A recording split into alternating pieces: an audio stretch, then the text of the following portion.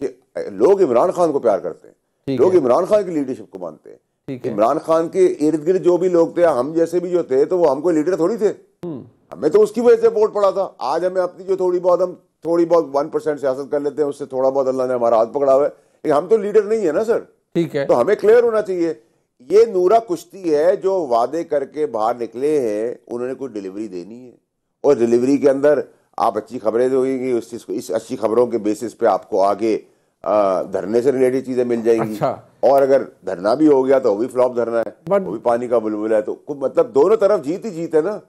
अब वो जीत पीटीआई वालों की आप डाल दें, वो जीत आप एस्टैब्लिशमेंट की डाल दें, वो जीत आप नून लीग की डाल दें, वो आपकी मर्जी है। वो जो आपका एनालिसिस है वो बड़ा दिलचस्प है और बड़ा उसकी एक इंटरेस्टिंग डायमेंशन है। बट इससे पहले कि मैं अहमद अवैस साहब के पास जाऊं, क्योंकि आज दूसरी मुलाकात थी गंडापुर साहब की, वाडा साहब जरा मुझे ये बताइएगा सर, वो बार बार आज भी इमरान खान साहब कह रहे हैं कि उनसे बात करेंगे जिनके पास ताकत है। सर 4 मुतालबात है वाडा साहब, कोई आप ही सिफारिश कर दें, कोई एक आधा ही मनवा दें।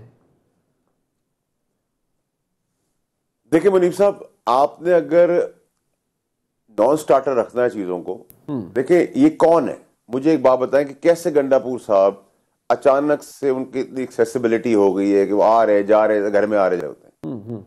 तो समझे ना इन सब चीजों को, जो मैं आपको नूरा कुश्ती कह रहा हूँ उसको समझें। बिल्कुल ठीक है कि कौन किस तरह वो इजाजत है, वो क्या लेके जा रहे हैं, वो बानी की क्या बात लेके आ रहे हैं। बानी आखिरी कॉल दे रहे थे और आखिरी कॉल से वो बातचीत पर आ गए हैं, चाहे वो ताकतवर से करना चाहते हैं, किससे भी करना चाहते हैं, एकदम एकदम एकदम यू टर्न है। इसका मतलब ये कि एक आदमी गुमराह है इस पूरे खेल के अंदर, वो है इमरान खान साहब। उनको पता ही नहीं कि वो खिलौने बने हुए अभी और सब उनका खेल रहे हैं। उनके अंदर रहने में इन सब का फायदा है, इन सबका किनका, पीटीआई के अंदर जो मजा करे। नून लीग का तो डेफिनेटली है, बाकी पॉलिटिकल पार्टियों का भी डेफिनेटली है, लेकिन एट द सेम टाइम आप ये भी तो नहीं कर सकते कि आप एक आदमी को सलाखों के बीच में रख के फांसी भी चढ़ा दें। बिल्कुल तो नहीं पॉसिबल ना। बिल्कुल ठीक है, जब पॉसिबल नहीं है तो इस पॉसिबिलिटीज और इम्पॉसिबिलिटी के बीच में रास्ता निकालना है। ये रास्ता सिर्फ एक ही आदमी निकाल सकता है, वो है खान साहब खुद। कैसे सर? अब उनकी कैसे सर? पॉलिसी चेंज करें सर, पॉलिसी चेंज करें सर, क्या करें? 100% पॉलिसी चेंज करें, हर चीज अपने हाथ में, एक स्टेप पीछे हो और डायरेक्ट आए। जब तक ये जो साइड लाइंस पर हैं, ये साइड लाइंस में तो अभी मैं तो 2.5 साल पहले कह रहा था सर, जब खान साहब चांद पे थे और पार्टी आसमान पे थी जी, मैंने तो कहा था सब कुछ होगा, क्योंकि ये लोग थे उस वक्त तो खान साहब सुनने को भी तैयार नहीं थे। मजीद खान साहब के लिए उस जगह पे ले जाएंगे जहां से वापसी अल्लाह खैर करे। ठीक है, तो जी, उस जगह से आने से पहले पार्टी के बारे में लोगों का पता क्या चल जाना चाहिए। खान साहब को अगर लीडर कोई नहीं समझ कि उसका क्या हो रहा है, तो फिर वो लीडर किस नाम का है? नहीं, नंबर 2 एक जी आप मुकम्मल कर लें।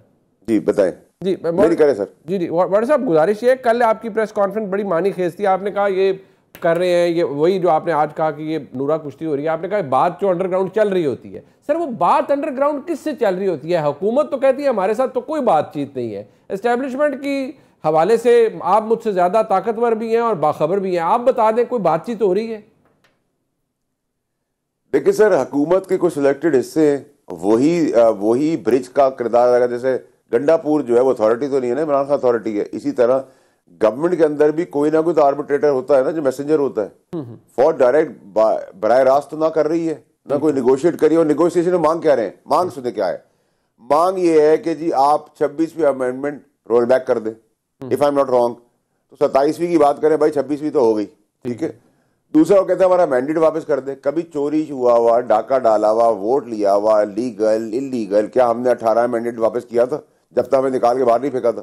तो क्या मैंडेट छीनने वाला, लेने वाला, वोट से आने वाला, लीगल इलीगल आपको मैंडेट दे देगा, यानी कि आपको दे दे? ठीक है। नंबर तीसरी चीज ये है कि सबको रिहा कर दे, यानी कि सबकी रिहाई तो खान साहब की रिहाई होती है ना। सबकी रिहाई तो शाह महमूद साहब खुद चीख रहे कि मेरा कोई पूछने वाला नहीं है, उमर चीमा कोई पूछने वाला नहीं है, इजाज चौधरी कोई पूछने वाला नहीं है।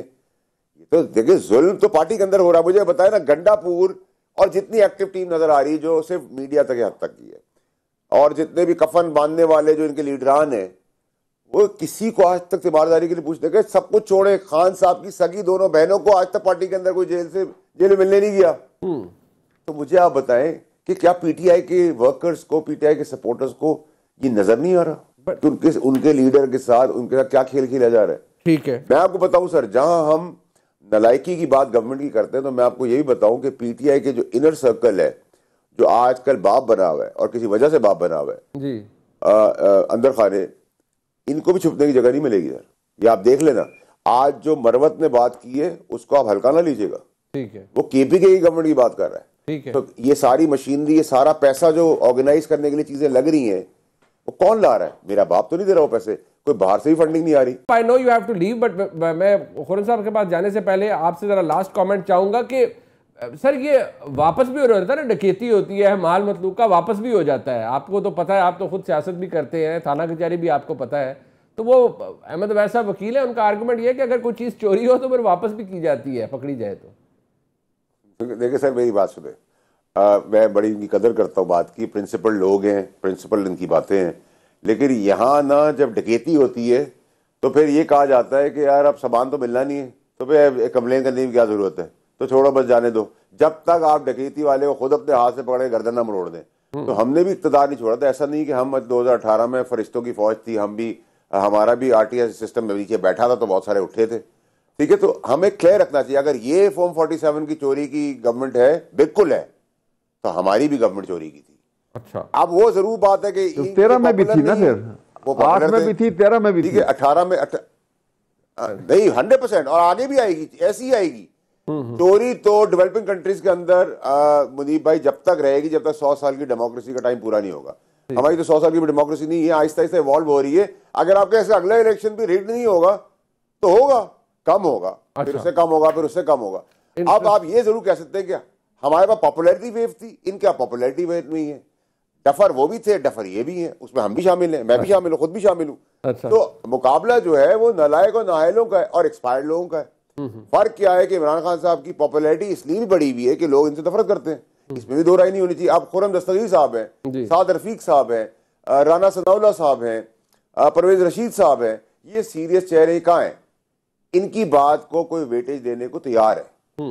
सही हो, गलत हो, सच हो, झूठ हो, पार्टी को डिफेंड भी करना होता है। आई अंडरस्टैंड खुर्रम दस्तगीर साहब जो बातें कर रहे हैं, 69% पॉपुलैरिटी है, दिल पे हाथ रख के ये भी बात नहीं कर सकते, and he does not come from that background also, but definitely party को डिफेंड करना पड़ता है। इन्होंने अपनी इलेक्शन में शिकस्त को कबूल किया, साद रफीक साहब की तरह। इन्होंने भी कोई, मैं वही कह रहा हूँ, देखिए मैं खुर्रम दस्तगीर साहब और मेरा सियासी इख्तलाफात हमेशा रहते थे जब मैं ही पार्टी में था, but sometimes you have to defend your party even you know 500% that the party is gone done and it's full of duffers.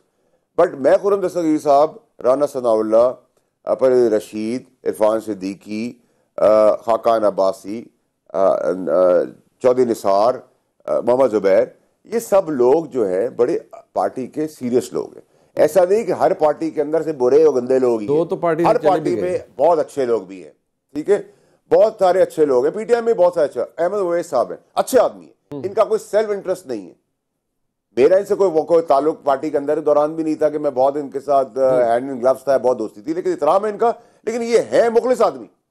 अब अली मोहम्मद खान है, मुखलिस आदमी है,